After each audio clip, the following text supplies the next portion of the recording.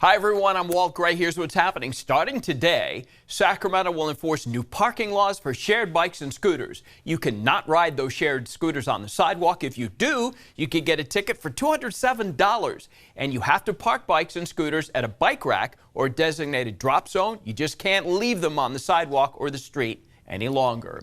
A Ceres high school trying to track down the folks who stole a goat from their vet program, all caught on camera. There it is. It happened late Sunday night at Central Valley High School in Ceres. The school says the suspects pulled the goat over the gate of her locked pen, and then they took off with the goat. They tried to load her up in the wheelbarrow, but she did not go without a fight.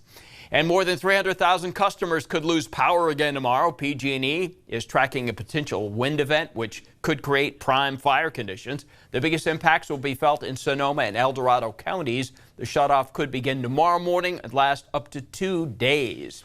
Let's bring Robin now to talk more about the wind conditions to come and potential rain. Right. This is kind of a weird forecast because two things will be happening at the same time. Today in the mountains, I think we're going to get a little rain and a little snow, but that's only way up high, and most of that is south of Highway 50.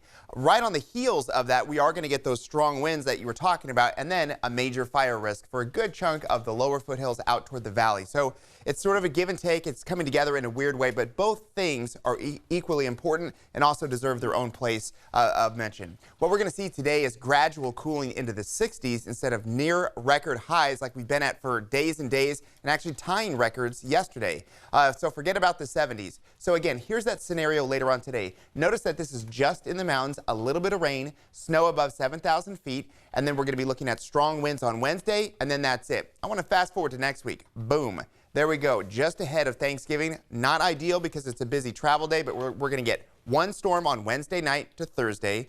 On Thanksgiving, it looks like we get another shot and maybe even more after that. So in other words, our entire pattern and world is going to change once we get to the middle of next week. Again, two things. Rain and snow tonight, then strong winds for the valley tomorrow and a high fire risk. By Thursday, we level out. Looking ahead to rain middle of next week.